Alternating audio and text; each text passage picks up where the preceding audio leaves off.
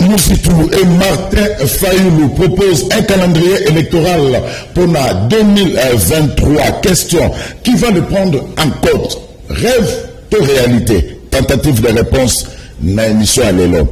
Enquête Alain Foka qui défait la chronique sur l'exploitation des minéraux na Est de la République démocratique du Congo. Autant de minéraux qui étaient RDC sans passer par la douane. Tout décollage et atterrissage, ils ont aussi les mabongo en pleine forêt dans l'Est de la République démocratique du Congo. Est-ce que les autorités congolaises sont-elles au courant? Il y a situation où on a tentative de réponse encore na émission à l'élo batata bamama bandeko na pesibino mbote mingi bipaibiso bozuli baku ya kolanda biso tozabongo samedi 4 septembre 2021 dernier numéro ya Canal Presse pour na mokola lelo bolimbisa biso pour na moi retard toujours on a connu un petit problème au niveau technique. Heureusement déjà ba asi babongisi yango merci pe boye malamu dans le meilleur championnat du monde au Toben à Canal Presse, la Liga. Alors, nous sommes en direct depuis Kinshasa, capitale de la République démocratique du Congo, dans le Baka, mouillons le maillot, mais évitons de confondre vitesse et précipitation. Vous avez télécommande, vous avez pembeni, parce qu'à cet instant, ailleurs, il n'y a absolument rien. Vous voyez, Malamu, dans le meilleur championnat du monde. Équipe technique, Kouparbola, Freddy Takidi, Mike Kamouan, en réalisation, Serge Koulou, une exploitation sous la coordination Yagim pour tous les grands maestros, sans oublier MC Mbia Mavina. Merci. Remercier quelques téléspectateurs au Canal Presse Makassi, na Martin Lukusa. Oazabongo, président national, il y a Roussep, Rassemblement extra-parlementaire, il y a Union au Sacré, Martin Lukusa, na Pesombo Temingi, continue na Roussep Nayo, et Roussala bien Mingi. Alors, PDG Dox Dieka, Flat Hotel, les héros na Matete, Mbote Nayo, Ndena Lobaka, en face, il y a École Camon, le Flat Hotel, les héros. Namatete, Bokendekuna, place Ropema, Nasengi Bokendekuna, et que ça l'a bien un Mingi, et ça donne place à repos. Et c'est propre na Flat Hotel les héros et pas à PDG Dox Dieka sans oublier l'Adjito Nomputu et puis Yabobo Bondembe Soumi Yabamongo na Pessimbote. Alors tout ça déjà na quelques invités au Baile Bisso na Katia Plateau tout ça na Timothée Les Noirs on apprécie Mbote Ndeko. Mbote Ndeko Zulu, merci beaucoup pour l'invitation.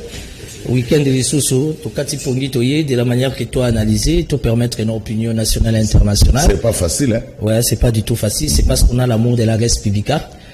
Malgré d'autres priorités familiales, contraintes et ça, mais bon, on vient toujours pour accompagner la République. D'entrée déjà avec ta permission, je remercie les gouverneurs Jean-Ténien Gobilambaka. Dans les gars de plateau, pour la communauté ne Congo Bazaki na Matanga.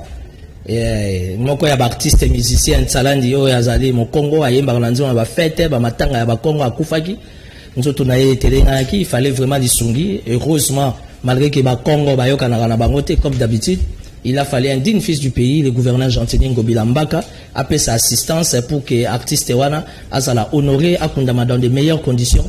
Donc une fois de plus, c'est bravo et merci beaucoup et toute la communauté Nekongo. Bazo remercie le gouverneur Jean-Ténien Gobilambaka pour la compassion, soutien à aide naie et de Rozulu malgré que ça samedi, mais na sentir que tata nanga moli moza touché. J'espère que vous permettre nanga il faut na lobi ali kambwana et les cas qui na plateau non il y a quelques jours, je n'ai pas vraiment apprécié la manière dont bande comme ça va traiter Joseph Kabila. Bizarrement ça va étonner les gens, j'ai jamais été kabiliste. Mais je pense qu'au nom de la démocratie, moi éthique, moi respect, moi discipline, fait ça là. Pour moi, on va finir Kabila lelo, l'obi va finir pe fachi. Alors faisons la politique comme des gens bien éduqués et civilisés. Tant que que Kabila ne représente l'autre mon côté. Excusez-moi pour les termes, ça veut dire pour un journaliste, même dans le niveau facile, il faut pas retirer diplôme, il reste à vérifier soit à un diplôme. Donc j'ai été très blessé dans mon amour intérieur. Maintenant, on tire à côté. On quitte mon amour semaine prochaine. Pour merci. Merci. Yves Bouya, l'homme de toilettage technique. Bon, bien de Rosou.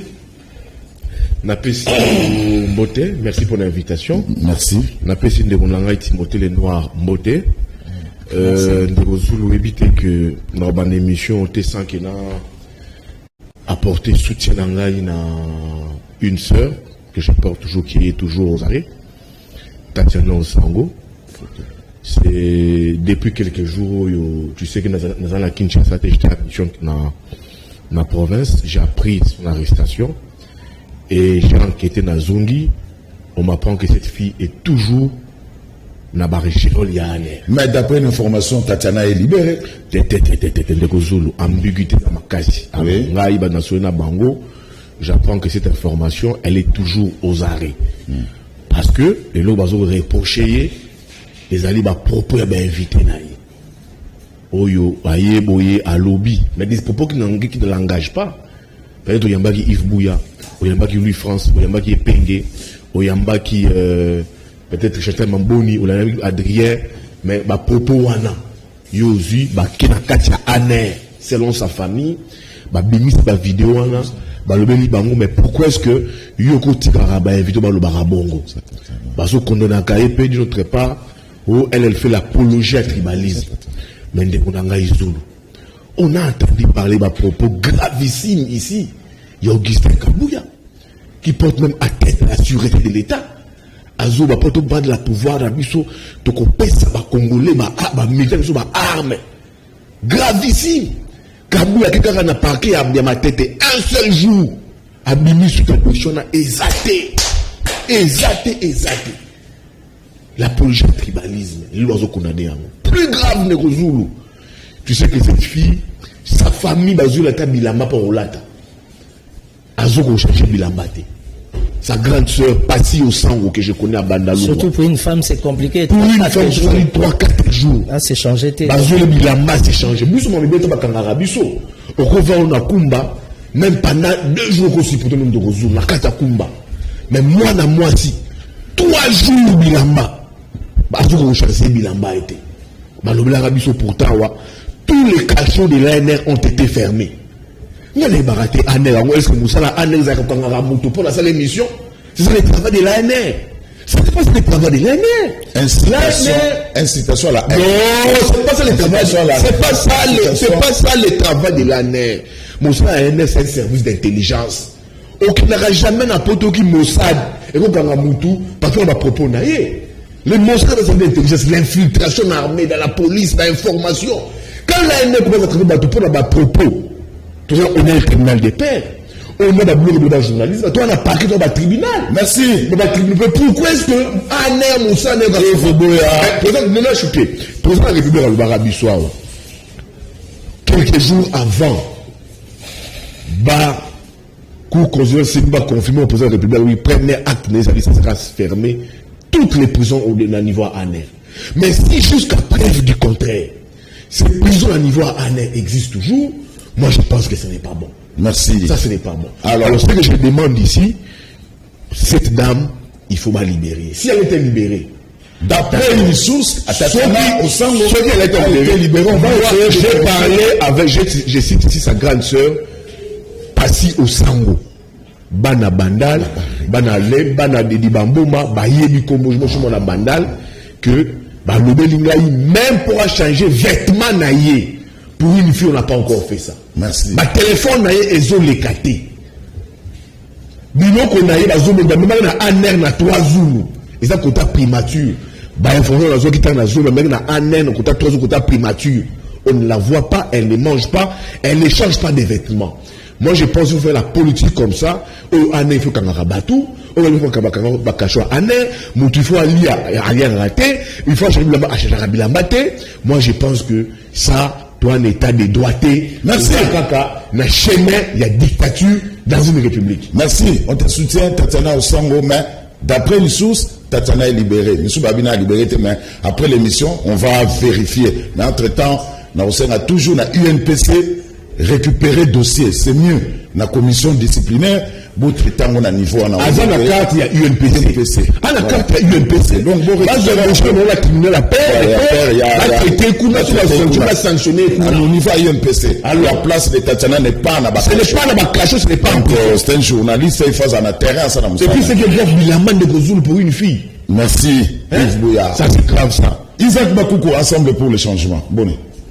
Mbote Madame Ndeko, napesi Ndeko na ngai les noirs pour le belé to mo été il bouya to mo été napesi ba mbote équipe technique nyonso bande ko biso balanda biso mingi na mukimo bimba a comme la liga ya wala so e bandi mutu nyonso fungoli matba fungoli biso fo matoi pour la liga et na yo pesa Ndeko mo ko na biso na Canada. Alors, oui, la canal est en place, on va dans mingi, Julien Mananga, et puis, na koki ko remercier mutu mo tindre ki ngai tomate ndembi na poivre vert.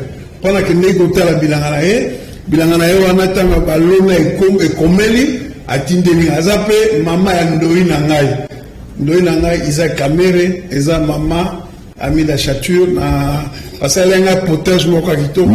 Merci. Vous allez maman ndoi na ngana ba biloko tindela na basalenga potage kitoko. Merci. Bien nga pacificateur Kamere Mbote, donc on a CP basalenga potage moko kitoko. Merci Isaac Bakoukou. Alors Muzitu Adolphe Fumupa na Martin Fayulu va proposer un calendrier électoral pour la 2023 questions qui va les prendre en compte, rêve de réalité. Adolphe Muzitu, Martin Fayulu, il y a pas de presse, ça de Magilobina, c'est passe. Mike Amok. Pas de glissement ni fraude électorale, ont clamé haut et fort Adolphe Muzitu Fumupa et Martin Fayulu Madidi.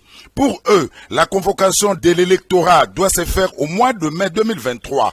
Le présidium de la Mouka a présenté un tableau des activités pré- et post-électorales.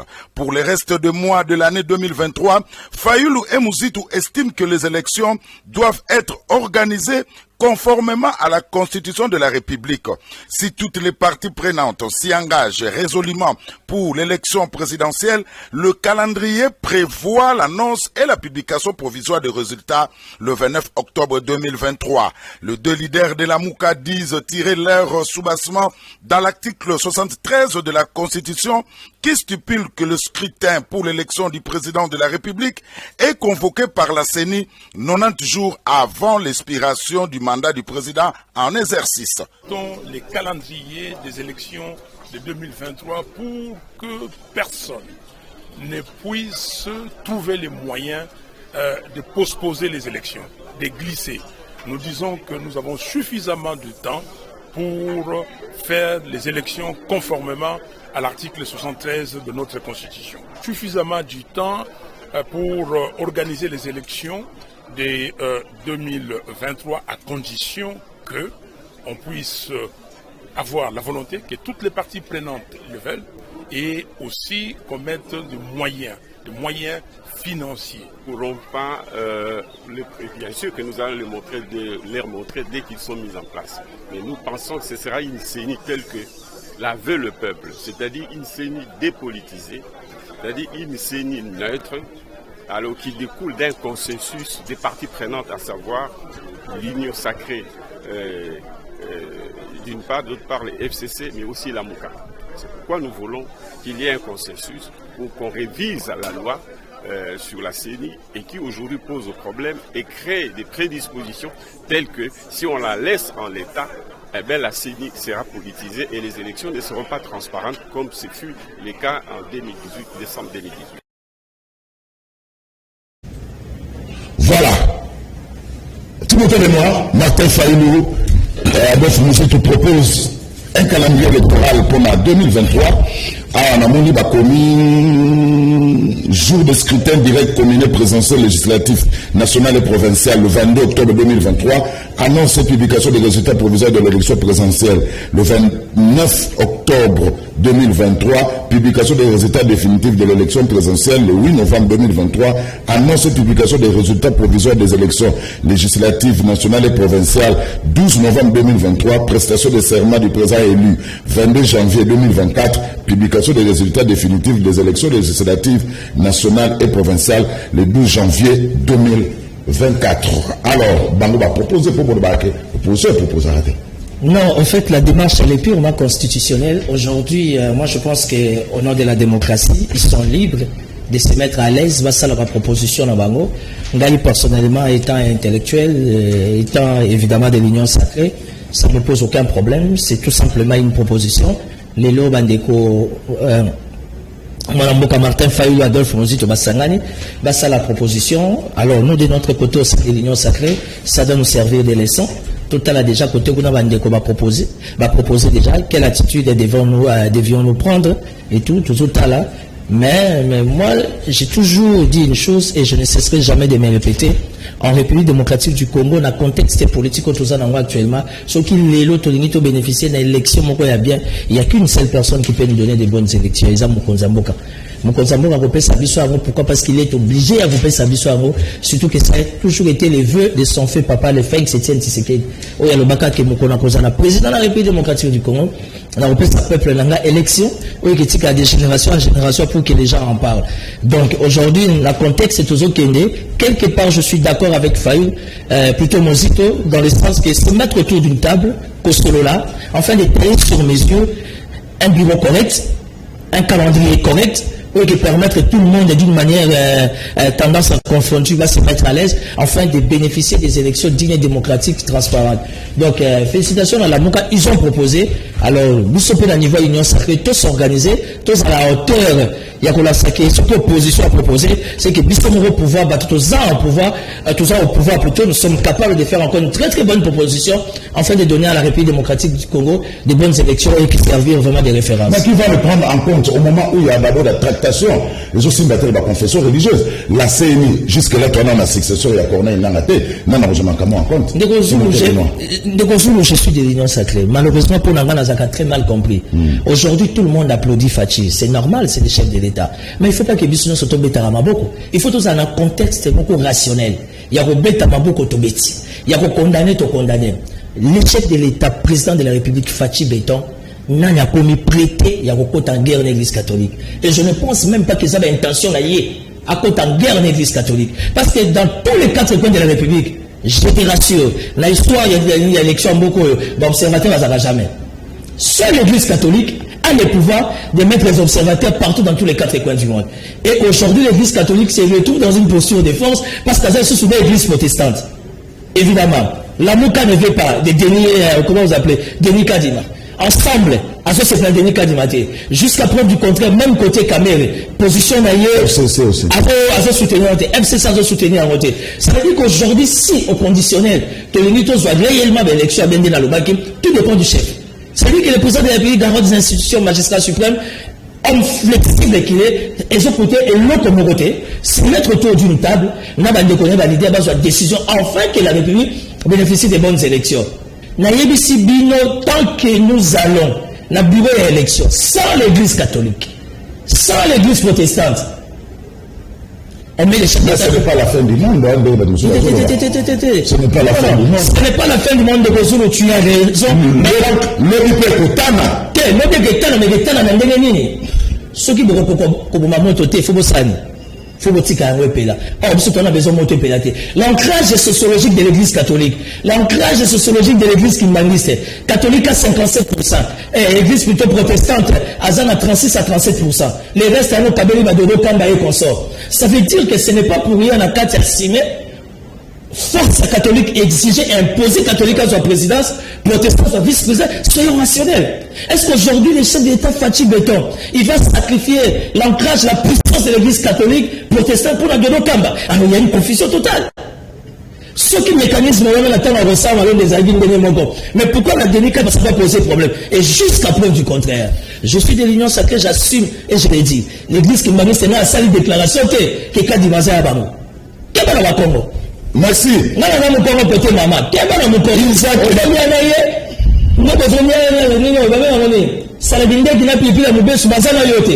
Merci. Isaac Bakoukou. La proposition, il y a calendrier électoral où il y a Martin Faïlou. Na Abef Moussito, Bango Balobi, septembre, octobre 2021. Nous avons une discussion entre parties prenantes et consensus autour des réformes institutionnelles. On a continué ça, on a dit qu'on a mato il a été. Il nous sait. Est-ce que vous avez que réforme Oyo, proposition Oyo, et que sous Kaka, la barre va binissé en haut? Tozali na mboko tozokende ezala état de droit. Constitution article 26. Ils ont prévoir la liberté d'expression. Ce qui moi na mboka a sali proposition pour la maponami. Ils ont droit na bango. Ils ont droit na bango. Ils ont contribution pour la bateau ba maponami. Ils ont proposition mutoye na moi sali yango. Ça va otika ngo na CENI, ça va otika ngo na parlement. Ils ont droit na bango. Mais nous tout moko abo d'élection na mboka wa azate. Bisonyo sona inyo sacré, tolingi élection et salem. Mais élection et salema na lolenge le kakilobité. Mais ils ont droit na bango. Qui va le prendre en compte? Il y a des institutions, habilitées où ils peuvent aller déposer leurs propositions. Les deux là sont des députés. Bien qu'ils ne siègent pas, ils sont des députés. Oui. Ils sont des députés. Ils peuvent soumettre ça à l'Assemblée nationale. Ils envoient une copie dans l'organe technique. Il y a l'organisation. Il risquait qu'il y ait une archive. Hein? Il risquait qu'il y ait une archive. Non. Pourquoi on veut qu'il y ait une archive? Attends, moto, il y a un doki. Ce qu'on va proposer, le monument, le les amalam. Vous vous souhaitez? Et un cadre informel, un citoyen ou les hommes politiques va proposer. Et l'opposition, nous allons proposer. Et l'opposition va proposer, il faut tenir compte. Mais pour l'année de Martin, Adolphe Moussito, il député national. Martin Faïlou, il a première suppléante. Pour l'année de ça, il député de Bamoté, au l'Assemblée nationale. Non, il va annoncer au finish, ils doivent donner leur député. Et ça annonce. Va annoncer que voilà, biso cette proposition sur moi. Ce qui va passer par député là bango. Et vous avez tel gars bango. Ce qui va passer par député là bango. Ce qui va se roger le droit. Il y a qu'organiser élection et tel gars bango. Mais biso, en tout cas, nous voyons ensemble. Nous avons toujours plaidé pour qu'on puisse trouver un consensus. Et nous, et moi personnellement, je suis très reconnaissant à l'Église catholique. Il ne faut pas avoir une mémoire courte. Il ne faut jamais avoir une mémoire courte. L'Église catholique et les protestants méritent respect et considération de la part des hommes politiques. Voilà, et bien là, vous avez Équateur, nous français mingi. Pardon? Vous avez Équateur, voilà.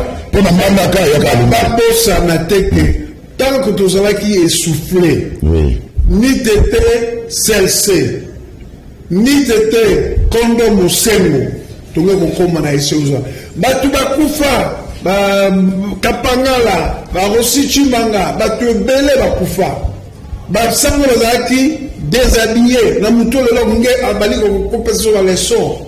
Un certain Kabange qui avait déshabillé avec Kokoya, il avait déshabillé les prêtres. Problème est ça. Na préambule ya constitution la mission ba énumérer quelques problèmes, notamment ba lobby crise ya légitimité. Et Fachi, c'est quelqu'un qui est né dans la politique, qui est né dans le pouvoir et puis dans l'opposition, dont le papa il porte une charge, une charge parce qu'il porte le nom de Tshisekedi. Tu as quitté son ami pour lutter afin d'avoir un État, l'instauration d'un État de droit. Alors, Lélo, Soki, on fait des lois pourquoi? Pour que ça respecte. État de droit, c'est-à-dire respect à la Constitution, respect à la loi, respect à texte réglementaire. loi ils ont organisé CENI. Ils ont été la confession religieuse. Sauf qu'ils sont la politique aux acquis sérieux. Après 3 cycles électoraux, qu'est-ce que tout ça est awa? École nationale d'administration. Pourquoi dès 2006, Babandi ko formé Batou? Batini Bambo de Bamboka Moussoussou. Comment organiser les élections dans le ministère intérieur. Ils ont faute d'ambition. Alors, il ne faut pas aujourd'hui s'en prendre de ma confession religieuse. Parce que confession religieuse. Ensemble pour la République, on combat des personnes à Binoté. Lausanne a union sacrée. Pourquoi pas soutenir Madame de Nikadima? Pourquoi? Isaac Bakoko. Nous sommes soutenir l'égalité. Parce que ma élection, que la consensus tel qu'établi dans la loi portant organisation, il y a CENI. Mais le but comme la consensus. Alors, consensus on est aboutir. Alors, nous, non, les gens doivent comprendre. Ensemble pour la République n'a pas de problème. Nous avons un agenda caché. La République qui veut être légaliste et puis Tolingi Kakato Kenenassance il y a consensus. Si un candidat pose problème, si deux candidats posent problème, on peut le retirer. Papa, on a chuté. La Tangela Bisso, spécialiste, il y a organisation d'élection. Malu, Moulunda, Nanga, incapable de présenter les résultats bureau par bureau. Élection bâclée. Alors, ce qui moi propose aux alliés, nous allons sacrifier la République pour la Kadima. Même Kadima est moko. Réputation, dignité, sens l'honneur. Et ça répond à Moutounioso. Je crois, même hier, moi si je suis à la place, je ne vais pas être un problème pour la République. Je ne vais pas être. Merci. Il y a des gens de la République. Merci. Je mérite. C'est ça aussi le sens de l'honorabilité. Alors, avant Nazwa, Yves Bouya, Nengana Lobelo Romoko, ce qui dit pour tous les gars, Maïso, à Bengio, ce que vous empêché, signaler na Boutou, pour permettre yé à changer Moutoumoussous. Normalement, on devait avoir l'UDPS. Ma philo, au Bengité, c'est à quelques minutes avant de mettre dans le plateau, tant que Bengionde, vous avez empêché. Ce n'est pas bien. Na Obandi, coupable, la joie qui tue à Mama Philo. Mama Philo, c'est pas bien. Il faut qu'on bengaka déjà na Boutou. Pour équilibrer ça, oh non, tout ça là effort pour équilibrer et ça là. Donc celui qui a déjà, ce que vous allez empêcher, Benga na Boutou peut permettre à Didier Deschamps à changer, inviter Moussous. Vous avez et ça va bien te porter Moussous. Vous avez la remarque, Mikolo c'est bon, vous avez non équilibre ça. Vous avez équilibre ça là. Pour et ça passe à quelques minutes à vous mettre à la plateau pour changer, inviter. Et ça va vraiment bien te benga na Boutou, le bac est dans un empêché comme ça, d'une pour toi, vous allez tam changer, invité. Alors, Yves Bouya, l'homme de toilettage technique, voilà, Martin Fayoul a proposé, nous a proposé, et bien le besoin dans le monde d'auteur à Baba. Il est sous qu'on a archive na banque. Nous avons habilité, il y a qu'au bimisa calendrier électoral, les commission électorale nationale indépendante. D'abord, au monde, il a CP, il a professionnalisme, tout ça, l'émission, la qui y a Mama Philo, à qui une émission. Bakini émission, parce que Bakini émission, Batou, il y a pouvoir, il y a union sacrée, il y a des pèses. Batou, il y a l'obati. Batou, il y a émission, aux yeux, au tiers maloba. D'abord, on a français, robot communicant. Donc, Batou, maloba, la kacha monoko. Yo kende kaka kuna loba kaka bongo analysa kaka bongo suka obewana soki sujet zate tout la musia zaza débat tous les communicants pouvoir basu na lobate bien monde de musia on fi na bato ba ko ba insulter bato parce que maloba ko loba boye analyse débat d'idée ezali susute bien monde ko enregistrer ma perte. Abilo qui ne liga kuna na liga dans le banini ba oseka ngai Mama Philo a une émission à qui émission et là le ba exacté à qui émission parce que l'UDPS le pouvoir n'a plus d'argument il y a repris ça ba congolais pour la question tuninga de Zulu balobaka que opposition la muka et proposa kate bango ba proposer calendrier électoral balobi biso la calendrier électoral ma pronomie toujours ma pronomie nous sommes à 2 mois à 2 ans des élections. 2022, c'est déjà demain. Biso la Mouka. Le coup là, tu a déjà plan, il y a réforme sur la CENI, sur la Cour constitutionnelle, sur la loi électorale. Bah, ça la proposition à réforme la Mouka. Mouzou n'a failli. Aucune politique, aucune structure politique, bah, ça la peut réforme, bah, proposer une autre proposition pour organiser. Mais la Mouka est présenta, biso peut présenter. Bah, ça l'a jamais en haut. Toute la classe politique est restée muette et bouche bée. Dans ma proposition, il y a la Mouka sur les réformes, il y a loi électorale sur les réformes, il y a CENI sur la dépolitisation de la CENI. Aucune classe politique, tous se sont tués. Bavani na Maukinia. Bazongi sous sur la charge. Balobi, comme on a proposé, une proposition qui était à la hauteur. Nous devons proposer sur notre calendrier, à la Mouka. Pour te dire que nous ne sommes pas partisans du glissement. La Mouka n'est pas partisan du glissement. Balobi, non, on a toujours avant. Makambouya M. Tshisekedi a mandé s'exprimer. Bassa a déjà élection, va convoquer les corps électoraux aux urnes. Maintenant, toujours avant, en attendant, va convoquer ce qu'on peut déclarer élection. La Mouka a proposé. La Mouka a noté. Est-ce que Fayoulou est haineux? Est-ce que Mouzou de Baza est haineux? Est-ce que Bazali est anti-Congo? Bazali est anti-Congo, a proposé. Et nous, comme Mouzou, il faut y avoir Makambo, Zulu, la proposition, il y a calendrier électoral, la Mouka Zalini. Et ça veut dire que selon l'information d'Angaï, il y a eu l'information que les officiers du pouvoir préparent déjà un glissement. Selon l'information en tant que journaliste, grâce à journaliste à Balabalate, je ne suis pas un liseur des chapeaux de ma rédaction. Et on aura l'information sur les réseaux sociaux. Dans les réseaux sociaux, il y a il y a une réseaux sociaux. Mais oui, mais bon, mais ne pas on est pas débattre l'angaï. Sur la Chine, à l'épreuve, c'est réfugié aux informations des réseaux sociaux. Mais même quand j'ai une idée, développer en haut, argumenter en haut, tu as moins de difficulté. Mais j'ai eu d'informations de Zoom, le pouvoir n'est pas prêt pour aller aux élections. Et il faut maintenant parler à l'englissement. Une personne a une responsabilité, il y a qu'on sensibiliser la classe politique déjà. Et cette personne a un carré la pétra président de la République. A contacté déjà Faoula Mouzito. Et cette personne a un président de la République. Pas n'importe lequel. Autant la communauté. Il a déjà contacté certains leaders politiques ici. Et Faoula pour dire non. Même Mouzito pour dire non au glissement. Pour dire non à cette personne. Pour dire non à Tshisekedi le glissement. Il y a un moni lobby, il y a un calendrier na bango déjà. Non. Mais nous sommes pour le glissement. Mais expliquez-nous son impossibilité à organiser l'élection en 2023. Donc, voilà, sur la pour le glissement. Failli une discussion pour sauver 2023. Mais nous avons pour le glissement, il y a un soukolo, en tout responsable politique. Voilà les calendriers pour s'opposer au glissement. On ne veut pas de glissement, on veut des élections en 2023. D'où on sorti à calendrier pour dire nous ne sommes pas partisans du glissement.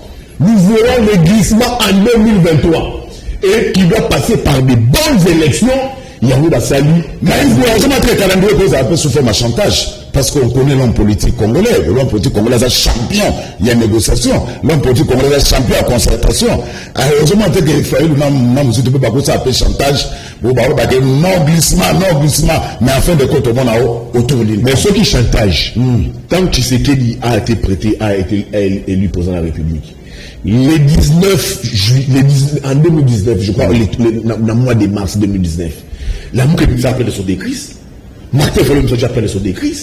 Il va arrêter sur les réformes. Babi, c'est un fou. Mon pays doit avancer, le pays doit se développer. Il a appelé des réformes. Est-ce que tu vois une personne comme Fayulu pour nous faire du chantage à Félix Tshisekedi? Ça, ils font ça pour l'intérêt du peuple congolais. Ils font ça pour l'intérêt du peuple congolais. Il faut savoir l'intérêt congolais. Est-ce que pour l'Europe, c'est vraiment pas l'habitude de Baroté? Mais papa, est-ce que. Parce que tout se traite au niveau de la fédération. La carte de l'institution. Et non en dehors des institutions. Ce calendrier ici a une connotation nationale, c'est la prière. A une connotation nationale. Calendrier, quand on va présenter Yango, ça a une connotation nationale. Bisso la mouka te présenter. FCC présenté. Union sacrée présenté. Parlement, on va faire un parlement. S'il parlait un parlement où Félix a la majorité dans Yango, ça va passer comment? Pour dire que pour élever les débats, pour dire que nous ne sommes pas partisans et à glissement. Merci. On veut des élections en 2023. Bisso la mouka, Mouzito Fayoulou, te pèse batu offre. Que offre wana, to sonne là. Pour être de 2023, pour respecter échéance, on repart d'abord. Merci. Les réformes. Merci. La loi électorale. Oui. La République ne peut pas être bloquée à cause de Denis Kadima, à cause de Dodo Kamba. J'étais d'accord. Quand j'ai entendu parler le chef Kimbangu, c'est dire que Denis Kadima a quelqu'un dans Bissau. Tout le monde a préféré Denis Kadima. Mais quand j'ai appris que Papa Simon Kimbangu a dit l'église Kimbangu a toujours été pour pouvoir. C'est que Denis Kadima a quelqu'un pour pouvoir. Au lieu de Denis Kadima catholique. Merci. Merci. C'est très important.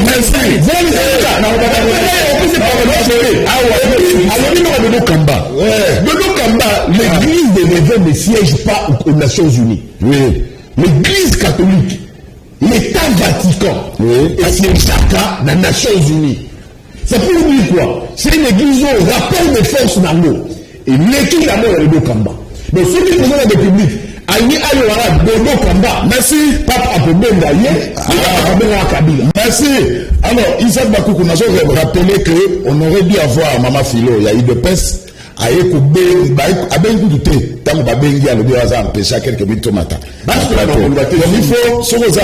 empêcher Benga na Boutou et permettre à Guy Boutou à changer, inviter nos sources. Parce qu'il y a beaucoup de demandes. Parce que vous avez ma BT à Canal Presse, vous avez des débats contradictoires, vous avez sensibilité, surtout.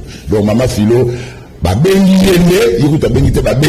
oh non, à ça, activité, mon niveau, il y a parti. Donc, alors, ils aiment beaucoup. Il ne faut pas que vous prêtez intention parce que même quand il y a eu de presse, quand il y a parti au bazar de l'Union sacrée, en 2023, les élections auront bel et bien lieu. Pourquoi il faut prêter intention? Il y a glissement. D'abord, Maganangui l'a parlé une fois pour toutes.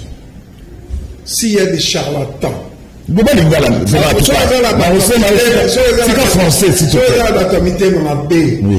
chaque fois, ensemble, c'est le tout premier parti via son président Moïse Katumbi, pour crédibiliser l'Union sacrée. Mais tout le monde de l'ensemble de un pas dehors, un pas dedans. Avant de position réformateur et puis légaliste. Même moi, sur l'Andako, sur le seul moment, on se plaindre. Même pas l'Andako, on se plaindre. Alors, donc, on a ensemble partout. Et alors, on a une coigname qui là. Ensemble, dans un yamé qui là. Bisso, nous thème, bisso, malonga, malam, pas commencer par notre président. Nous n'avons pas de fonds de l'Union sacrée. Nous avons crédibilisé l'Union sacrée. Nous sommes le parti en dehors de l'IDPS où on a un nombre de ministres mêlés à quatre gouvernement. Donc, mais logique est allée. Nous ne sommes pas dans une république bananière. Tous dans la république où le lobby état de droit, légalité et Makambo. Alors, ce que le lobby Makambo, Yves Bouza Roloba. Pourquoi vous prêtez Banina attention à nous? Sur le temps même, l'IDPS il rappelle bien l'élection en 2023. Pourquoi? Nous avons des hommes. Alors, le calendrier, alors la réforme à la loi électorale. Qui était le porteur? Il y a dépolitisation, il y a CENI. C'est l'acteur ministre de Tundo là. Que ça on a déshabillé. Par soi-disant les constitutionnalistes, tout ça les consorts. C'est nous. Ensemble, Union sacrée. Ce n'est pas une nouveauté ça. Vous nous avez suivis. On a fait 3 cycles électoraux. Et vous pouvez prétendre dire que non, la République est incapable de proposer un calendrier électoral, mon cher ami. Depuis SID ou SID, pas nouvel élan. Parce qu'on en a beaucoup à manger. Vous avez présenté combien de calendriers électoraux? Techniquement, vous n'avez pas expliqué ça. Nous acceptons, nous tolérons parce que nous sommes dans une démocratie. Une proposition, et ça toujours n'a bienvenue. Hein? Proposition, nous sommes la bienvenue. Il ne faut pas. Non, papa. On a fait 3 cycles électoraux. 3 cycles électoraux. Calendrier, on a qui pondu dans la bataille, c'est dans la nouvelle élan. Et puis, troisième chose. Quand on est dans les réseaux sociaux, moi je vis ici, dans les réseaux sociaux, nous tout le monde a lobby, le conseil spécial a commis, bah tiens, photo, il y a grand frère Nangaï, comment je dis, François Béa. Bah tiens, le photo à François Béa, conseiller spécial chef de l'État, avec le contact là-bas tout, pour un glissement. Je vis ça dans les réseaux sociaux. Alors, il ne faut jamais coacher la moto makanisi la moto. Tout ça a 2 ans. 2 ans, tout ça là. Tu sais, ça a que Congolais, toi, mais qualité. Dans les imagerie médicale là, nous avons changé le Bunga, les gars d'Afrique du Sud, à négocier la Philips. Pas que nectar va à l'hôpital à India Banine. Tout ça là, Moussala. Couverture universelle, il y a santé, tout ça, Moussala. Mais, vous n'avez, pour moi, ça. Calendrier, mais c'est bien pour nous combien de calendriers. Merci. Alors, tu montes le calendrier. Ça sera jeté dans les oubliettes, parce que jusque-là, CENI nous a mis en place, c'est Corneille Nanga qui expédie les affaires courantes, et la seule institution habilitée à Osala calendrier, la Commission électorale nationale indépendante. Pour nous, Koluka buzz. Non, moi je pense que, comment on appelle. Et ça pas nécessairement que le cabez. Il y a moi très souvent je suis très mal compris parce que dans l'ingénieur il y a une union sacrée tous rationnel. Il y a condamné, il faut condamner. Il y a quand même l'honnêteté scientifique qui s'impose. Tant que va salir travail, ça doit automatiquement nous servir de leçons. Et si réellement au conditionnel, nous, l'Union sacrée, nous avons la bonne volonté d'organiser des élections, du fait déjà que Baninga va organiser, et plutôt batailler sur mesure, ma proposition, ça veut dire que peut côté une proposition, tu mettais le nom dans le vide. Non, il ne faut pas dire dans le vide.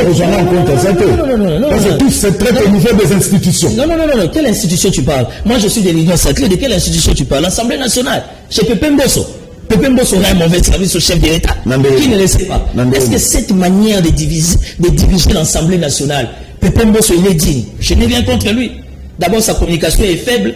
Et puis, même le traitement au niveau administratif, l'Assemblée nationale, c'est du blablabla. Nous voulons une Assemblée nationale à l'image de Vital Kamerhe, qui était du pouvoir, mais rationnel. Quelqu'un qui gérait l'équilibre politique. Aujourd'hui, Pépé Mbosso, moi, je suis perdu dans la nature. Les autres, les Pépé, on a eu la Deuxième République, ou bien les Pépé, on a le pouvoir. Pour pouvoir, ils ont un mais dans chaque problème, dans chaque situation, il y a une responsabilité. Et ici, la responsabilité, c'est les chefs de l'État. Au moins, à niveau de ANR, je veux parler comme un homme politique. À niveau de CNS, présidence, commissariat de la police, on a monitoring. Dans le parquet général, on a monitoring. On a des chefs de l'État. J'estime et je propose, quand nous parlons comme ça, on doit proposer aux chefs des notes techniques. Par rapport à la température et en boucle, par rapport à la matière, par rapport à la question, d'après les informations de notre possession, on a un équilibre politique. Aujourd'hui, si au conditionnel, Fatih veut réellement réussir, ce n'est pas son gouvernement. Fatih fait bien un leader d'opinion, fait bien un analyste politique. Il faut ne fût qu'à un mois de la séance à travail. Parce que nous sommes en contact permanent avec la population. Bon, malheureusement pour moi, on a tellement entré belé, on a évité la présence tant qu'écoute à Nanan. Moi, je suis bien dans ma peau. Je suis fils à maman. Je suis bien que l'équipe de terrain d'Ambou, n'a sommi tout cas. Politique, c'est pas université. Il y a deux hommes au Congo. Vous prenez des gens pauvres, il y a politique. Politique, il faut savoir Moutanda. Vous avez déjà une éducation de base. Donc aujourd'hui, pour être de l'Union sacrée, il ne faut pas tout applaudir. On met les chefs de l'État dans une posture inconfortable. Fatih ne s'en sortira pas vainqueur.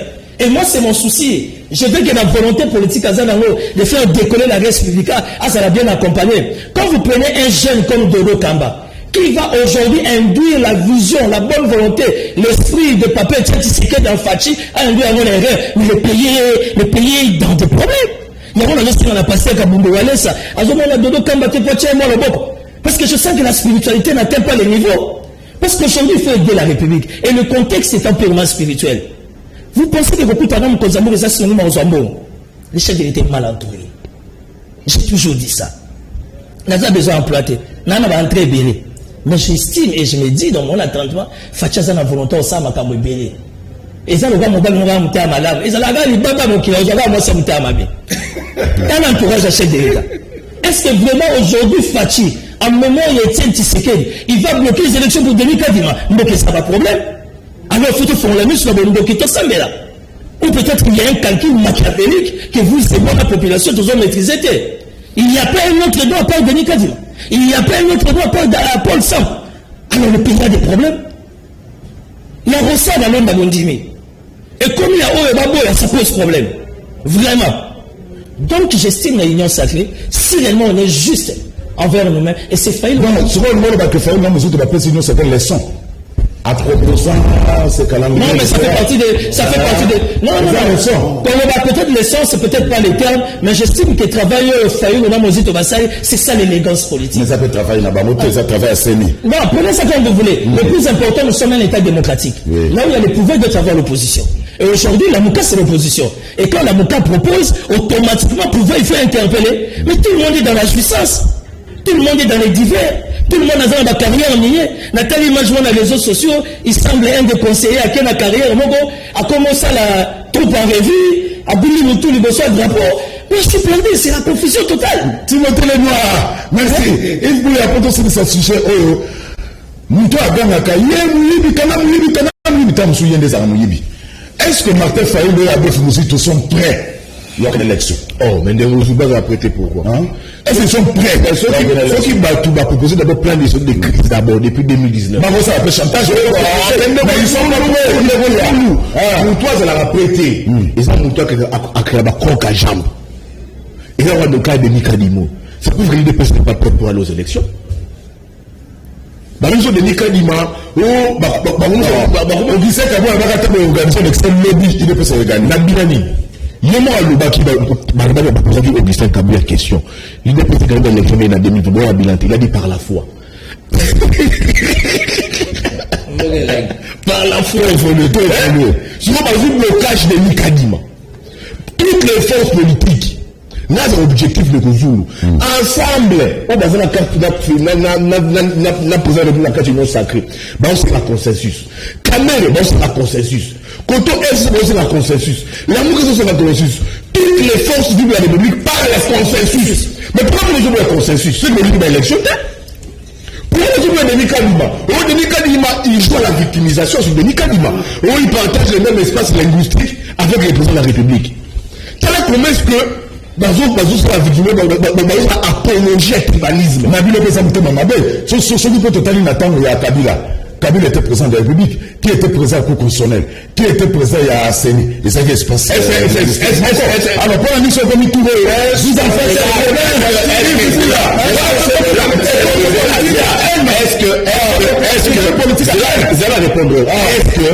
est-ce que ma mauvaise jurisprudence politique, ma mauvaise jurisprudence.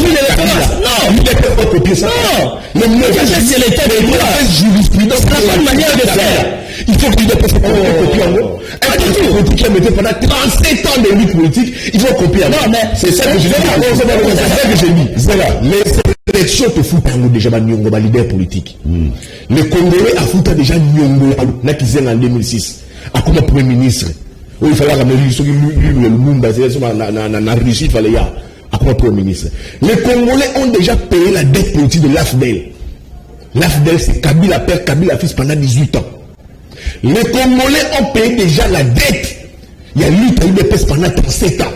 Qui s'est dit à composer la République en 2018 ans. Les Congolais, en 2023. Et vous avez l'offre politique. L'offre politique, c'est quoi? et de la Fayoulou, et de la musique, et de la Memba, et de la Katumbi, mais la mission un programme, et de la caméra, tout le monde est candidat président de attends la bouilla, et de la Ramazan Chandel, apportez-nous un programme détaillé, chronométré, chiffré. Ben l'élection nous retenons bien nous. Ben l'élection nous retenons bien nous. Voilà si ça me résout. Si l'élection nous retenons bien nous. Nous il faut tout d'abord réformer. Nous il faut une série politisée. Nous il faut des élections crédibles. Nous il faut une bonne loi électorale. Nous on a le bien à Isaac, à le bien l'ensemble à Katumbi, ils ont dit les premiers à proposer la réforme. Non, c'est pas ensemble. Quand je dis en 2019, au mois de mars, Martin Fayoulou est dans l'élection. Fayoulou propose un plan de sortie de crise. Mais, Bazaki, la Mouka réunit, Bembala Katumbi. Après, pourquoi? Il était le Tumboula. Le Tumboula, il y a eu. Il y a une caution. Oh, mais tiens, le matin. Notre toilettage dans l'âge, tranquille, c'était la toilettage. Où était le Tumboula? Je respecte son intelligence. Où était-il? Martin Fayoulou le fait pourquoi? Parce qu'il a dit j'ai gagné les élections. Je me suis senti lésé. Il y a eu une victoire à peuple. Pour éviter nous sous ma vol la victoire à peuple à répétition. Je lève le débat. Je me range, je me mets au-dessus de la mêlée. Je porte un plan de sortie de crise. Est-ce que plan de sortie de crise, ils allaient partir ensemble? Bien que nous le Tundula, la réforme au Bassal Noa, la charquité en de fond encore de Papa Pembo sur Joe Biden. La charquité en de Pembo sur Joe Biden. Là, c'était le Biden. C'est pas des fois, la charquité en pourquoi? Parce que, vu le Tundula, il comme VPN dans le ministère il y a affaires étrangères. Vu moi naïe, kati, mais c'est pour lui quoi? Oui, longtemps. Il avait déjà proposé en 2019 au mois de mars. Et là, ensemble, tout le monde m'a annoncé. Voilà, on avait dit la Mouka réunie. Merci. Il était le premier à proposer. Il était le premier. Fayoulou était le premier à proposer les réformes et les consensus. Il était le premier. Voilà. En ce moment-là, il était là qui était. Merci. Et la nation, toute la nation congolaise, nous parle consensus et réforme. C'est que Fayoulou, la Mouka, nous dit tout avec une très loin. Merci, mais risquez ça dans le à Baba. Non,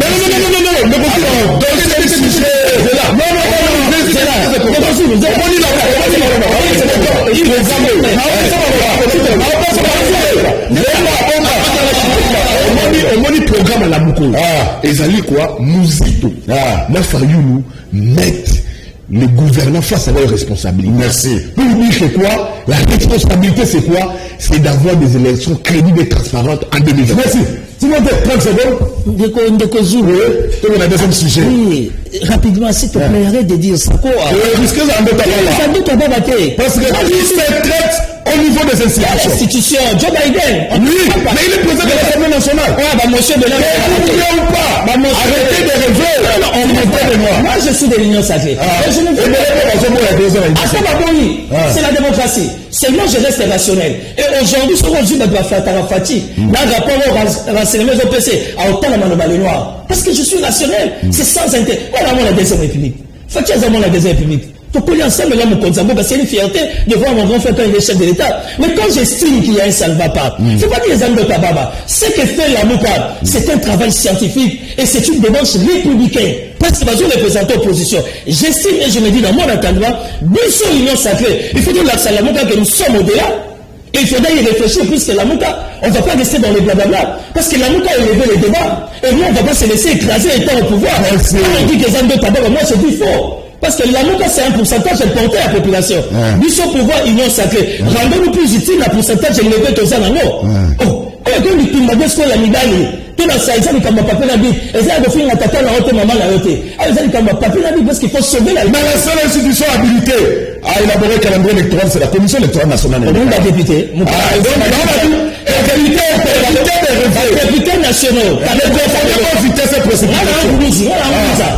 Voilà Zangunza. Voilà. Pour la député, on a dit 3 mois de Pépé Mbosa Okende. Canada Talero. Merci. Bonne image. Alors, toi aussi, c'est Isaac Bakuba. Notez là-bas, parce que ça risque de. Dès que c'était à les oublier. C'est Pelaka. Quand on a eu Kaka, Staline a tout Naka, pas plus la combien de divisions. Oui, mais il y a pas le mettre un terme à la guerre à 40-45. Bagay comme on a Staline, on a non, pas pour l'inga de la médiateur. Staline, on a combien de bataillons, on a combien de divisions. Ce qui veut dire que, Eza la Mouka, Eza de l'Okamba, ils ont combien de divisions. C'est la première chose. Deuxième chose, oui. Nous avons un État qui fonctionne, Ezo Salam. Tous un organe technique. Oh, ils baise. Mais ils ont pas de champ. Ils ont baise, hein? Ils ont baise. Ah, parce que tout ça, d'abord, union sacrée, celui qui est dans le gouvernement. Il y a un ministre à l'intérieur. Il y a la CENI, Azar va fonctionnaire. Bazo Sala. Non, le bien qu'il est partant, il est payé. Voilà. Ils sont payés pour travailler. Ils ont fait plus de 3 calendriers électoraux. Et donc on sait les invités, les anguilles, Babima. Donc on lobby, mais je me dis, Martin Fayoulou, non, monsieur, tu vas en avoir ça là. Parce que le calendrier électoral. Le calendrier électoral. Dans nous avons combien de calendrier électoral? Organiser combien d'élections? C'est une proposition, d'accord. Mais il y a un organe technique. Il y a eu un aspect, il y a eu un territoire, et il a produit 3 calendriers électoraux. Hein? C'est non,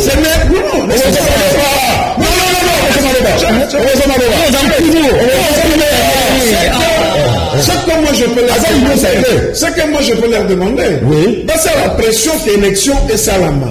Calendrier va proposer, et ça droit à Bango. Mais moi je reviens qu'il y a un organe technique. Lazare n'a pas tout. Voilà. Ils sont payés pour ça. La commission électorale nationale. Les alliés, ça la pression pour que l'élection est ça. Merci. Ils ont manque à faire. Bon, ils ont droit à Bango. Voilà l'article 26 de la Constitution. Ils ont fait ça Bango droit mais l'État existe. Merci. Et il y a les habilités techniques. Merci. Ils travaillent mieux que calendrier. Merci.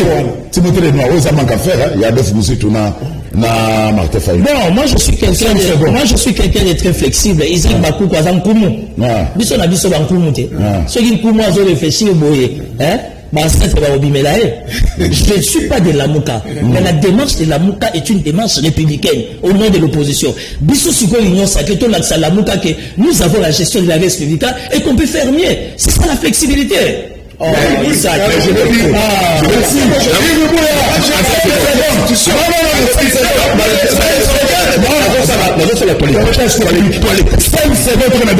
La Mouka et la pression. Maman a toujours fait pression. Les sites, les marches. Les sites, les marches. Marche de septembre, ça les a pressionné. Calendrier a pressionné. Le calendrier, c'est pas une pression. Ça manque à faire. Même la proposition de Bahana, Katumbi est contre lui. Mais non. Quand la proposition de Bahana. Mais tu vas nous calmer. Son chef Katumbi sort de la télévision à Milito. Ah bah ça c'est pas un lieutenant. Parce que son chef Katumbi, comme Azawana a limité les choses en 2023, son chef Katumbi. Oui, le problème. Alors, parce que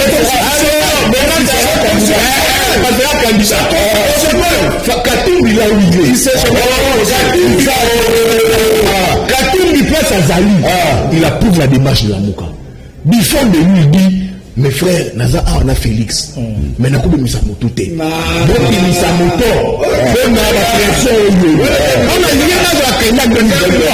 Parce qu'il y a pour ça la pression. On met la pression pour que Katumbi au Tchagawana. Déjà, il ne peut comment attaquer déjà. Communauté, communauté. Je condamne ça. Ça, je condamne parce que je suis patriote. Communauté, il y a seule planche de salut de Katumbi dans Milito. Les alliés Katumbi, Fayoulou, la Mouzito. Parce que maintenant, on veut créer contre moi. Parce que ceux qui m'ont battu contre moi, même Katumbi est un candidat. Oui, il est un communauté, c'est là. Et vous avez l'aïe. Communauté, c'est Katumbi est à la IFA Benga. Seulement des aïe. Et pas de l'idée. Parce que ça, déjà, ça met le droit de Katumbi la perspective Azala candidat en 2023. S'opposer le chemin à la Mouka qui est une démarche républicaine pour sauver la République des griffes des prédateurs qui ne veulent pas des élections, c'est de vous aller aux élections comme Katumbi le veut, comme Kamel le veut, comme Bemba le veut, comme Mouzou le veut, comme tous les autres, tous les Congolais. Merci. C'est des trucs aussi, des chiffons. Je pense que Youmou se contredit. Youmou, je ne comprends même pas. Je ne comprends plus l'affaire. Ça, c'est normal. Il est là où il est venu. Son chef Katumbi là où il est. Il s'est mis dans mon cœur. Merci. Non.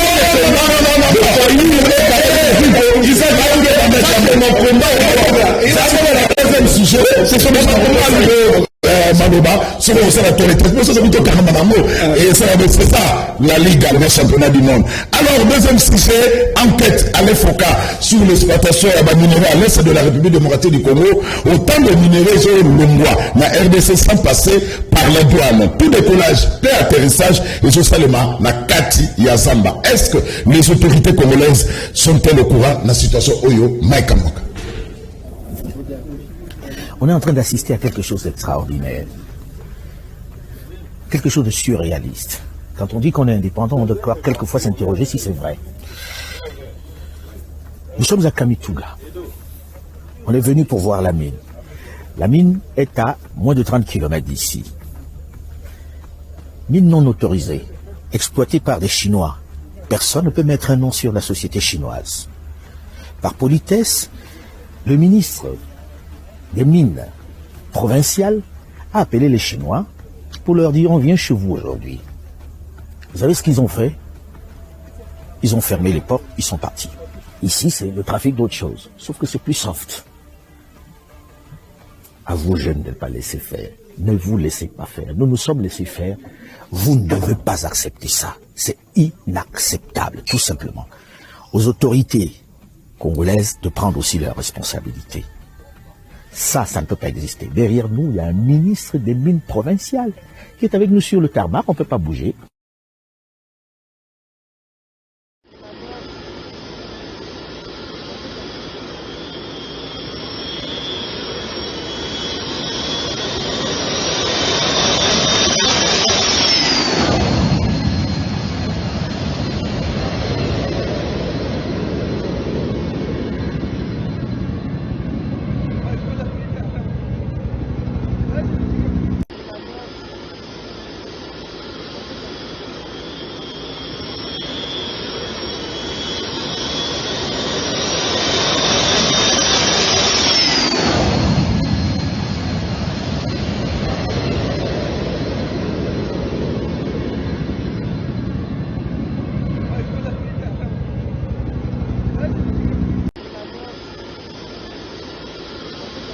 Merci.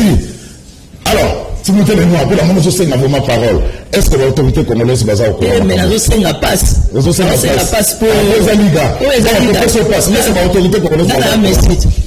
Au moins, sur Tali Magambo, il faut comprendre que Mboke Zeleng. La République démocratique du Congo, Mboke Zeleng, Mboke Elekina Poto. Je vais vous donner une information. Allez vous renseigner. Soko Tali Makambo Mingezo les Kanamboko. Dans tous les secteurs. De toute façon, dans chaque situation, il y a une responsabilité. Makamboué les Kanabines, il faut retourner à Premier ministre. Parce que moi, j'estime que, dans ma recherche, Premier ministre, il y a un empiété l'attribution à ministre. Madame la ministre a aussi tourné. Dans l'année, on a une information, on a tout ça, la tournée, on a la carrière et tout et tout. Mais la plupart de la carrière, on a géré dans les Chinois, les Libanais, les Indiens, à tel point que maman ministre a commis ce qu'on a côté ça. Hors de feu à Kinshasa. Vous comprenez un peu ma réalité? Pouvoir des alliés à l'Union sacrée, madame la ministre Kazan de l'Union sacrée, je suis sûr que Kounapa, Komaki est certainement qu'à Kota Kité. Et tout ce qu'elle a levé comme défaillance, les a un point très capital en fait à aider le secteur minier. Parce qu'il faudra dire que le mining aujourd'hui, c'est depuis 2001. Première fois que le ministre depuis 2001, ça là, l'État général, monsieur tout ça. Il y a l'État général, le ministère de la Mine et Salami. J'étais là comme participant, comme expert. Parce que dans le monde, on a les noirs, on a politique, on a mine NASA.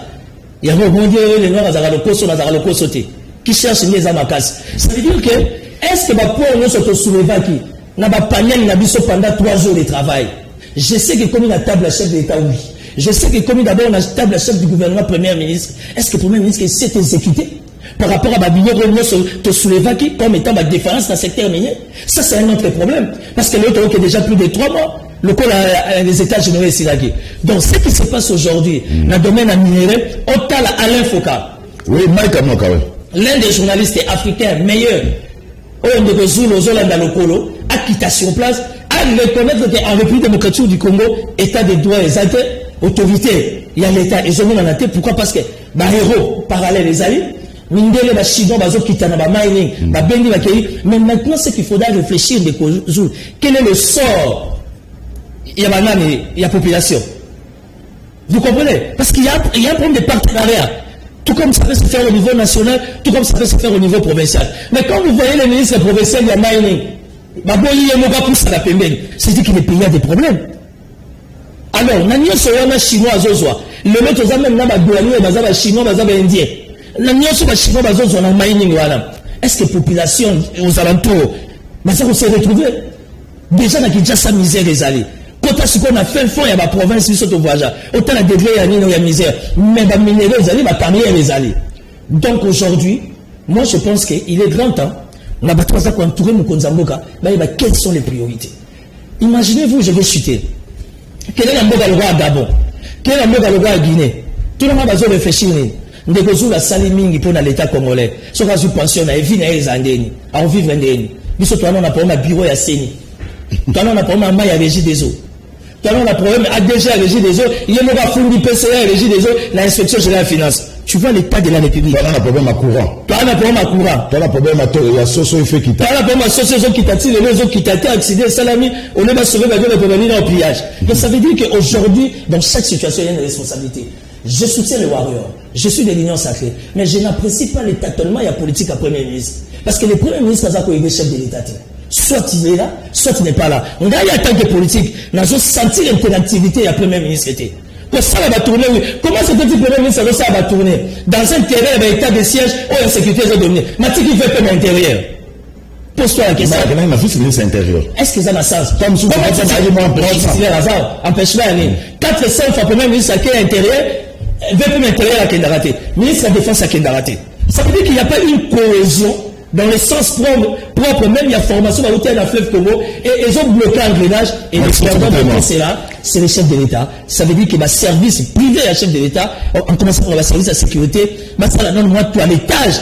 Dans l'exécution, il y a politique, il y a gouvernement, parce que, et ça pour accompagner vision de mon Alors, Isaac Bakoukou, quand un avion les autres décollé dans Kati à Samba, puis Bungisi, moi, aérodrome, on a décollé.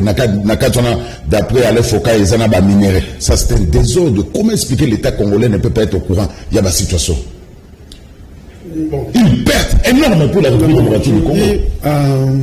Il faut na Tchamakhamona Simbo. Yves. 2023, c'est constitutionnel. Au moins, nous sommes ensemble, tous libre. Si Katoum doit se prononcer, candidat a qu'à se prononcer. Mais pour le moment, vous prêtez attention. Nous sommes libres. Tout ça qui est un pétrole G7, au moins nous sommes ça qui sont. Tout ça va monter. Tout ça va tout haut, et tout ça va légaliser tout le parce que il faut tout corriger ma camo. Et les cas qui l'ont fait. Papa, ma camo tout le monde il y a avion. Mais c'est héritage, il y a 20, il y a 18 ans, 20 ans, il y a Kabylie, il y a Abdel. Et ça, il y a seulement depuis Abdel à côté de la pouvoir. Mais qu'est-ce qu'on attend pour mettre fin? Mais c'est ça, c'est scandaleux. Ça, c'est une perte énorme. C'est d'abord honteux, scandaleux et triste. Comme si l'État, l'autorité de l'État, ils ont raté la mboka. Au moins, il brèche allez, faut qu'à je crois. On ne va pas distraire Misso, la baloi Chani Congolais. Papa Maba, ya seigneur ya pour la moto il faut à hasard on va pour nous basali consensus on les Congolais sont au un consensus batala et ça la souveraineté n'existe plus avec les autorisations et on veut affailler battre et ensuite alors faut qu'à dire ouais azoki ba autorisation nyonso. Comment est-il possible une société où ils ont exploité la Congo, mon journaliste a eu autorisation, même le président de la République, à Komakuna, alors Bignet, Bissonem Toza Korénier, ça c'est reportage à Alain Foucault. C'est quoi l'État a l'État. Si vous êtes un journaliste, et il n'est pas congolais aussi. Vous êtes un journaliste, à Fumole le Komokowana, Bateau Bachaka Makelele, inspection à mine, douane, cadastre minier, ministère intérieur, Bakende, affaires foncières, Bakende. Batsa la mission. Il y a un service sur Bakende. Parce qu'il faut qu'on soupçonne minerai très sensible. Bazako exporté, on a boy à Kota. On a quitté ya Bana Congo. Et puis, tous en a été d'urgence. Le gouvernement militaire doit être partout. Il a l'impérium d'aller partout. Là, je comprends que les Zélaniens, ceux qui vont s'assis. Parce que c'est le territoire congolais. Et ça qui Tayaba na Congo. Et nous ne sommes pas dans une république bananière. Le gouvernement militaire pas contre Akunate. Ah, papa. Soyez ministre provincial, Colomba Béla, de par le principe de l'administration.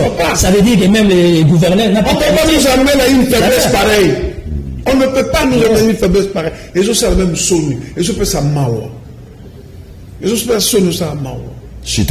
Il faut que l'autorité à l'État et s'exercer dans l'étendue de la République. On a un soutien il y a état d'urgence et aussi la caractère mieux sur ce là. Il faut bâtonner il faut les ramener dans le dernier retranchement. Mais l'État, ministre Amine, Assala Moussala, va constituer commission mixte et puis va que mon armée dans la société on a ce qui veut tellement. Merci. Et voilà une société chinoise d'après enquête à l'effet. Même le bois, l'Asie c'est le plus grand consommateur de bois acheteur. Mais Kabila paie ça chinois. Exploitation forestière. Et puis, pas une la Bolomba. Avec Mania Maïnio. Ils ont ratissé le territoire de Bolomba, le secteur et Djoua. Et d'ailleurs, nous avons dit, nous allons voir Madame Eva, Bazaïva VPM, à suspendre l'exploitation forestière et on a décimé, on n'a plus de chenilles. On n'a plus de gibier chez nous à Bolomba. On n'a plus de gibier, on n'a plus de chenilles. Nous étions en Bimzo, Bakati a remonté. Bakati Zamba, crise, bisouan, j'ai son à Kemboka. Son allé à Porte-Pic. Merci. N'allez à cliquer comme ministre. Donc, c'est ça le problème. Quand on assiste comme ça, les Chinois, ils exploitent les minéraux frauduleusement. Avion, ça aérodrome là-bas, on a habité sur l'aérodrome. Sur RVA, Ayebi Ango, on ne sait pas. Ndenge, avion Zomata, RVA, Ayebi, qui avion Zomata, on ne sait pas. La douane n'est pas Ayebi Makambo Ote. Pourquoi ces désordres n'a quitté un Mokaboy? Ne Rozoulou avant la Nonayo, parce que nous avons 30 secondes. Nous avons un sujet très important. Pour une fois, moi, je suis contre les VPN à Seno. À Sali Calendrier Nayawa pour la élection de gouverneur. et ma gouverneur. Sur les 25 provinces, 14 provinces fait organiser des élections. Y compris Congo central. Y compris Congo central, ma province est belle. Mais je n'ai pas vu lui assez le mettre de Lola Banakatiawa. Même Équateur aussi. Équateur, Walaba. Pourquoi tu as voté? Alors, il y a une déclaration de stabilité institutionnelle, et ils ont besoin de mention tout comme ça. Il y a Sankourou, la province, il y a un problème à Sankourou. Entre Stéphane Moukouma, Dina, président de l'Assemblée provinciale, et un certain Olamba. Aché Sankourou. Le Walaba est aujourd'hui sans gouverneur. Moutouana, il y a un Richard Mouèche, il y a un candidat, Akenaki Basoué, il va bloquer Azonga Nanté. Il faut qu'il y ait des choses. Akenaki check-up. Check-up, Azonga Walaba. Moi, je me suis fait Masuka. Au nom des coups, on comme c'est titulaire. Au nom de quoi? C'est quel pays ça? Et ça, on ne voit pas ça. Au nom de quoi Fifi Masuka? Il est Azaline adjoint. Babengala Mouyeshti. Moi, je ne sais pas contre l'été. À quel point Zombie, Azonga Lola Baboulé, Olekate. Et moi, la personne a comment titulaire. Voilà, il fait stabilité. Il faut assez le Achapé Oualaba aux prochaines élections. Achapé Oualaba. Mais Équateur. Là, ça c'est pas normal. Pourquoi? Parce qu'il veut protéger son Masuka. Parce que Masuka, pourquoi? Parce que Oualaba, comment elle aura de la pouvoir. Elle aura de la pouvoir. Tous les proches du pouvoir. Tous les hommes forts du pouvoir. Mais au nom de quoi ils veulent titulariser cette femme-là qui n'est que vice-gouverneur?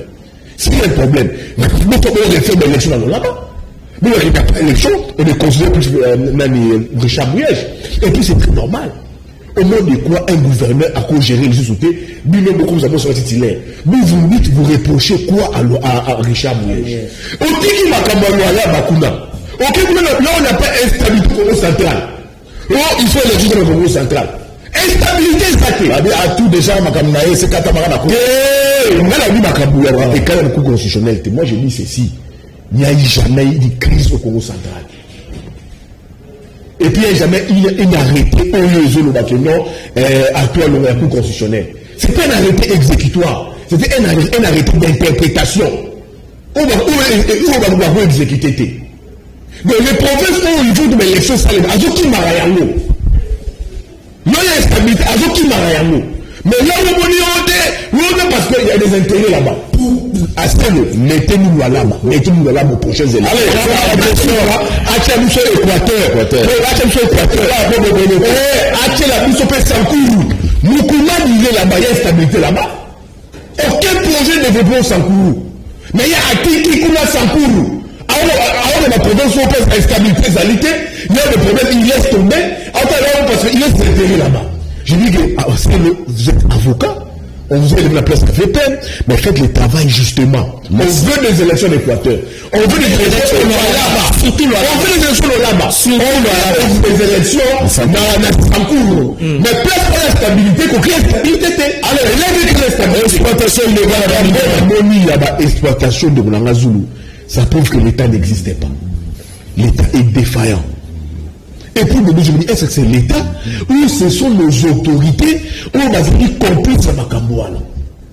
Comment est-ce que dans un coin de la République, bah, est-ce qu'il y a une piste, on va jeter Kitaka et maintenant, on va minérer la Bissau et avec des Chinois? Quand nos autorités y vont, bah, ce qu'on peut Kisaka, bah, on va comme Marakuna. Est-ce que l'État existe? L'État existe? Ou soit à la limite, je me dis, nos autorités sont complices. On est des gouverneurs militaires.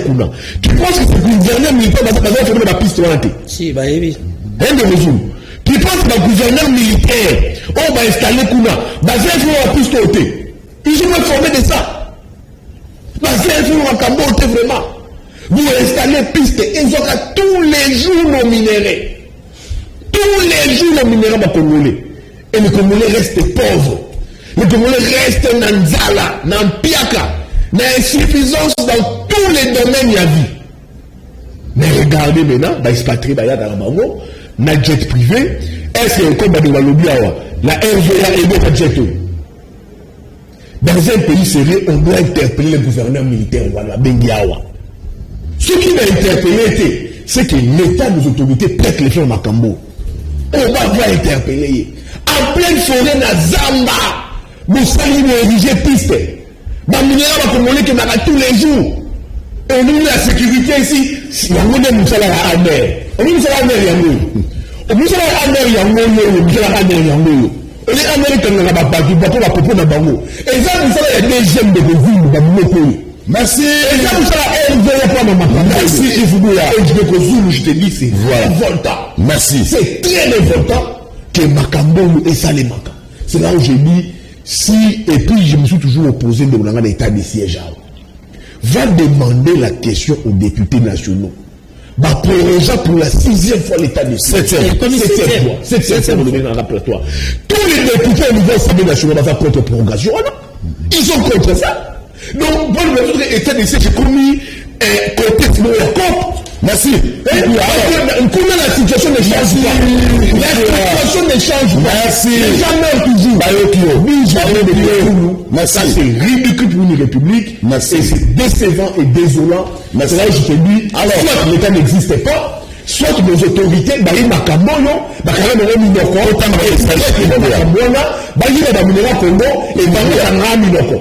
c'est grave ça. Voilà. Bonjour les gars. Donc c'est nini les ana aner ya kalev na o ya fachi. Oh, alobaki ba porte ya aner et kanama. Batika la tachat, batika Tatiana Osango, aza mwasi asali mikolo boni kuna bazotia na ba condition nini. Voilà. Liga loba ya biso basali ya baki marché. Ba indien bazo maltraiter biso ko finga salaire ya malonga ezate ba konzela biso ya mboka bazo sala et le côté. Là ils ont raison. Parce que dans la côté la société na biso qui marché sous comme la société na biso. Merci. Na kotaki na kin marché moko en tout cas vendeur wana bazo les lapana nga rosaranate. Et ça passe, je crois que le ministère a travaillé à la mois de Kamuna Bango. Pouvoir, bazo ka soni pe na nini proposition ya faïlu na muzite ça bien. Balanda yango loko la pouvoir ezo kokana yango te. Ba institution eza en place, ba test ya mboka eza en vigueur. Et loko moko ekoki ko sala malibanda ya parlementaire. Donc Adolphe Muzitu na Martin Faïlu batika. Représentant légal qui Mangis a confirmé que Denika Dimasamba la kuna bino bozobo ya pona nini. Tout catholique, il y a commune à Saint-Michel, la banane avenue Boula. Télévité, Yves Bouya, c'est la journaliste, c'est ton porte-parole à la Moka. Oh, la porte-parole de la journaliste. C'est la partie politique. Mais le ma casse. Oh, mais Congolaise, la journaliste. Vous avez la réponse. Oh, la Moka, c'est la journaliste. Merci. Je vois mon anglais, adhéré la partie politique, la tika, ta UNPC. Merci. C'est la politique. Yves Bouya, a raison. Celui glissement et salami, to kokufa, malamu, pomboka, eza, kokufa, makasi. Au moni de pes, azoka mamboka, mabe, yangoana, bakomi kokima plateau. Pour ma caméra koloba zate to se pele na makanisi ya Isaac pour na o etali seni azana raison makasi yebisa le noir a solola na basango basa la messe noire contre Denis Kadima na lenina yeba pour na nini bato ya IDPS bakomi kokima compétition alors bakita na division inférieure ezala na liga te partout bakomi kokima ba député wana mibale donc Martin Faïlu na Adolphe Muzitu bazo so mbongo ya l'état kasi bazali ko sala musala te Muzitu na Faïlu Adolphe Plazo soit salaire à l'État. Hein? Yves Bouyamé, Azo un bon salaire dans l'Assemblée nationale, mais assez charaté. Bazo Foutaye, comme étant un ancien premier ministre, donc Adolphe Plazo a 3 salaires à la fin du mois. Azo soit en Assemblée nationale, Bazo Foutaye comme ancien premier ministre, puis Bazo Foutaye comme ancien inspecteur général à la finance. Oh, donc 3 salaires. Ceux qui bah bien sûr CGT. Oh non non mais si ça droit ils ont droit. Non je CGT. Oh mais à suppléant naïko il y a un suppléant là-bas. Non Adolphe c'est tout mais oui suppléant naïe ezali monsieur Paulin ou ezali président de Nouvel Élan. Merci. Lui ne Faïlu nous a une suppléant maman Charlotte Masiala bah c'est jaraté. Ah bah c'est jaraté. On est mini alors au niveau de négocier mais je pense que qui pas bon donc Martin Faïlu na musique bah c'est jaraté. C'est suppléant. Voilà. Merci. Maman Filo Akoyate, et je sais la Sony pour Tatiana au sein de Kanami, et ça preuve que t'as des droits, ils ont Sony Akoyana été. Mais il y a des signes que, à Kéina, ma belle manifestation, nous avons parti pour, à commis secrétaire national chargé de communication à la Ligue de femmes nationales à IDPS. Il y a un bébé à s'excuser, Minki. Basakana, on a pouvoir aller, le commis copier Kabila. message belé maestro. Et ça passe pour d'abord la biso peuple pauvre souffrance comme atroce kasi ba chinois ba komisi mboka lokola ya bango baza ko enrichir au détriment s'enrichir au détriment ya peuple et avec l'autorisation ya pouvoir. Un ministre ba chinois ba boyi akota na zamba ya RDC pe ba konzi bazo tala kaka boyi nani azana sima ba chinois wana ba avion ezo mata ezo kita na mboka na biso RVA ANER ba service nyonso ya mboka zate po na nini et bongo gouvernement militaire aza wapi mama oyo ya ministère ya mine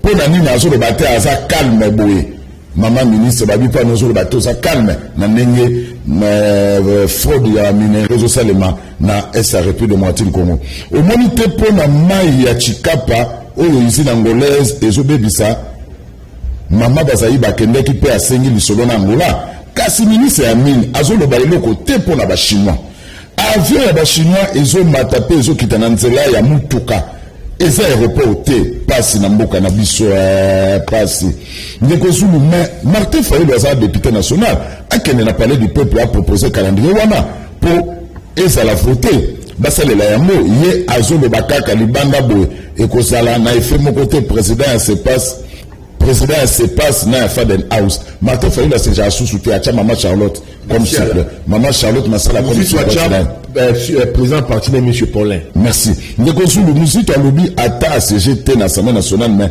akolia mo na ko. Merci na ye aida ke kala mingi te tozo kwesa mibeko o nyonso a sejarate akozwa pembongo te état de droit en marche.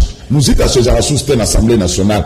Acha, suppléant à comme parti, président à parti, il y a tiré l'autorité morale. Autorité morale. Mais nous l'autre petit Timothée de Noir, merci pour la clairvoyance, Naïna Makambu, Azalaki, Koloba, Lelo et Kokisami, merci. Donc, voter yé, na 100%, Tiaka Kalibaya, Ola Kisabamonde, Basala Ramosala. Ndeko Zulu yango makambo kosi la jour nini et Kabila aboma mboka oyo makasi il faut et soit temps pour ici la main avec Fachi Beton na deuxième mandat na ye eko akosilisa yango il y a atika journalisme il y a investigation atika journalisme il y a investigation tonini makambo mabe yango oyo ezo salema na moyibo akoloba te ye kaka ngobila kabuya oyo akolobela yango te na utolobela ngo makambo ya baviona to senina porte-parole du peuple Timothée de Noir atelema la banti valeur o nyonso po ye aza mutu ya ba valeur pe asala partie na ye to ça sina na ye biso ba congolais to préféré biso ba congolais de père et de mère isa ba kuku 30 secondes conclusion au monde même les spectateurs les téléspectateurs les hommes il faut l'État et tambola. L'État est ça la moussala. Il va lever soit l'État dans la catacombe ou soit négligence. Et lorsqu'il y a négligence, il faut établir ma responsabilité. C'est inimaginable. Inimaginable. Et les autres Samakan à Congo. Bandegonus va aussi autour du chef de l'État. Va changer, va soumettre le chef de l'État. Lui, ça va gagner du temps. Donc, on ne va jamais va détourner Fachi. Parce que tout le monde est ensemble, peut te coller ensemble. Va détourner parce que, alors, on a pensé à ça, la malonga. Merci. Non, merci. Bon anniversaire. Voilà, bon anniversaire. Comment on est? Janine Yanga, Nina River. Ah, hôtel à Mandaga. Nina River, Mandaga. C'est bon, ils ont quitté l'hôtel. Tu me donnes 30 secondes au conclure. 30 secondes, on a conclure. On a passé la prison à Kalambote. On a passé injustement arrêté la prison à Ndolo Mbote. On a aussi la maman ministre de la Justice au Yasika. Si vraiment, si elle peut créer une commission, parce que Batoumi Bazana sali 2 ans, 3 ans, Bassambi ça a été. C'est non sens dans le cadre de l'état des droits. Et puis, nous avons la ministre des tutelles dans le cadre de la sous-traitance. Dans la société de jardinage. Na ba jeune fille, ba jeune garçon, bazo sala na ba alimentation, ba indien na ba chinois. Bazo passer ba moment merdique. avec un salaire de 50 000 francs. Collier exactement la moitié, ça y est, nous salle à 7 heures, magasin Fourami 8 heures, et qui Kamamati 22 heures. Elle a même du mal à aller se soulager. Elle a même pas un sandwich, elle a même pas la coca. Ce que tu as dit, à sa camarade en général, à Yebanina sénateur, à sa proche et à famille, Mbokeleng. Donc je demande un peu ma sous-traitance, surtout au niveau ministère, il y a emploi, il y a travail, prévoyance sociale. Maman Claudine Douce, elle a beaucoup de réflexes, mais quand même, pour accentuer un peu le niveau, il y a inspection générale, il y a travail, les filles, surtout les femmes, parce que la priorité c'est la femme. Bah, tu vas souffrir dans la boutique à Libanais, à Bendien, traitement, et puis sur le belly, il faut y aller. Oye, Moussalate, l'obé, on les pas nan. Et pour 30 secondes, il y a sous-traitance, du gouvernement. Ba mama ba tata ba de wasala ba basala kawana omoni bango propre chemise à pembe pantalon noir sous-traitance kaka ba futa bango $104 $104 ils représentent je crois 205 000 206 000 $, francs congolais. Ça ce n'est pas bon. Hôtel du gouvernement où reposent plusieurs ministères et pas n'importe quel ministère. Au moins, il bâtiment. Téléphone. Allô,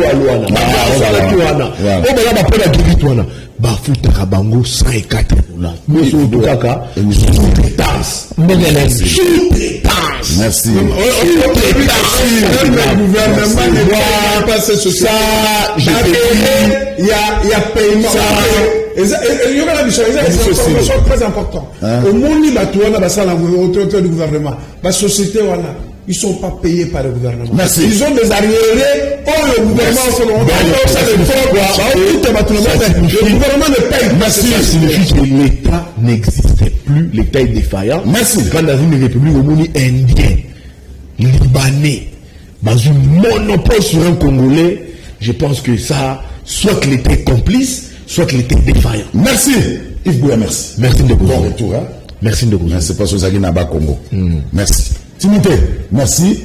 Très flatté, merci. Isaac, merci. Au PSA Maurice Katumimbo, Tena Salomé Stadela. Merci beaucoup. Pour un reportage. Merci beaucoup. Pour journaliste. Merci beaucoup. Merci beaucoup. Merci. Merci. Merci. Gouverneur. La ville à Kinshasa. Zamba ya Bolomba, Atika, Kokata, Mama Eva Bazaïba, Romona, Bisso, Amanye Maïnyo, Atika, Makambasili, c'est une de Trambinzo, Bisso, l'air Ambinzo, c'est les Sumbinzo, Trambinzo, Sili. Merci.